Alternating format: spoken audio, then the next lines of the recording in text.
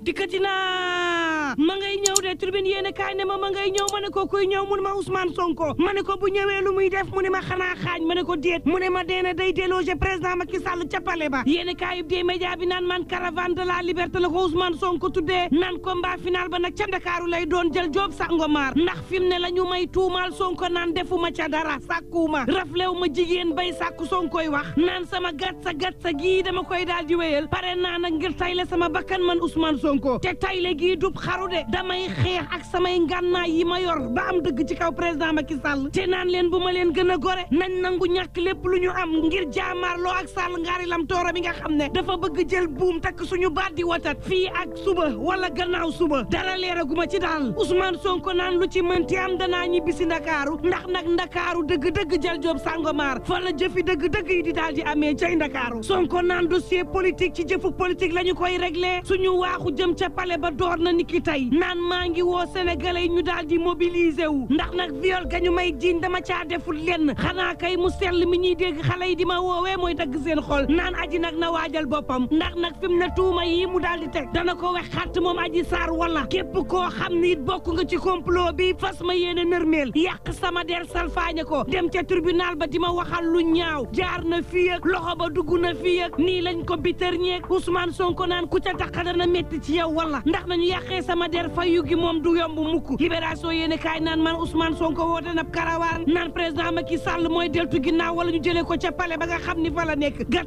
sa gi moom day wéy ci réew mi le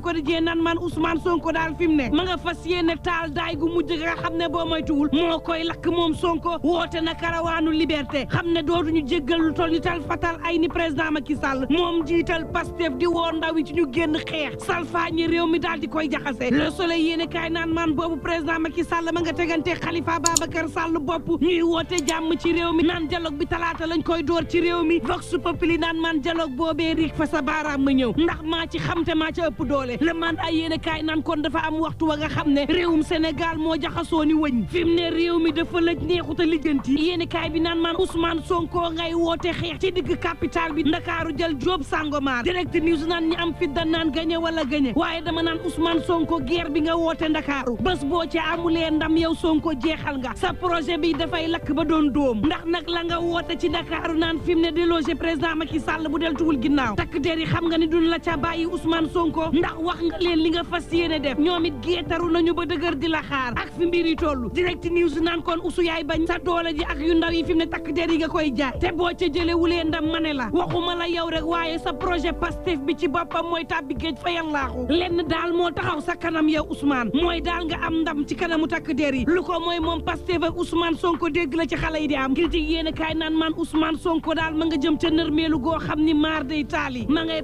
patamee tàbbi géejam ci ñëwam gii ci Ndakaaru fukki at ñu teg ko ci sag ndodd ni la dañ la koy tëj te boo moytuwul ma ni la juge bi daal di dëggal loolee nga xam ni procureur moom la sàkku waxtu woowu yow usu nga naan da ngay woote xeex ci Ndakaaru Ousmane Sonko fi mu ne yaa jël buum takk sa baat di watat l'enquête quotidien naan man usu fi mu ne dafa fitu désobéissance la woote ci réew mi Bassirou Bey ci yéene kaay bi naan yoon wa nga jëm yow usu baaxul bëri na xaaxaam bëri na dëkk te bëri nay poto Bassirou Bey naan kon Ousmane Sonko wàññikul balaa béy di wéy mbuus Ousmane naan kon la Wade waxoon daal lay wax ab procès politique daal ci mbedd mi lañ koy daal di gagné te loolu laa fas yéene Walf Quotidien naan procès bee bëri woon ay ndëgg sërëx sax défense bi tegaloon ko nag boor bee waaye ndëgg sërëx googee tàbbiwun ci te boo moytul nag procès Adji Sarr ak Ousmane Sonko bii dañ koy tëggaat Le Témoin yéene kaay naan kon waxtu woowu usoo ngay woote cooki fee ci Ndakaaru L'Observateur naan Ousmane daal la mu bëgg moom moo di la amoon mars 2021 amaat fii ci digg Ndakaaru Pape Malick Ndour ministre de la jeunesse yéene kaay bi naan koon juumul de ndax nag bataille finale bi dina am ci Ndakaaru ndax ci Ndakaaru jël Diop Sangomar gii la ñuy jeexalee ay waxam yu ñaaw jeexalee ko nag fitna gi nga xam ne moom Ousmane Sonko yéene ko ci réew mi waxtu waw tribune yéene kaay naan man docteur Alfousseynou Gueye ma ngay leeral nee na mësta wax waxu man niwu ci biir tribunal L'Observateur mel ni ku naan kon docteur Kiyeti dafa mel ni ñaari docteur Alfousseynou Gueye moo am ndax yow docteur ci digg tribunal ba yaa xam le ni mën na la sperme lan ca gis te bañu ko analyser wane neen da doon dund boobu ay ndawam ña ngay way di leen tuñ-tuñal L'évidence yéene kaay naan man syndicat impôt et domaine ña ngay sàkku ñu bàyyi Bassirou Diomaye Faye tribune yéene kaay naan waxtu woowu Mati Sarr ñang yóbbu nañ ko kaso Daouda Gueye bu FRAPP ñu daal di koy libéré waaye journaliste bii di Serigne Saliou Gueye boo moytul daañu ubbi information judiciaire ci moom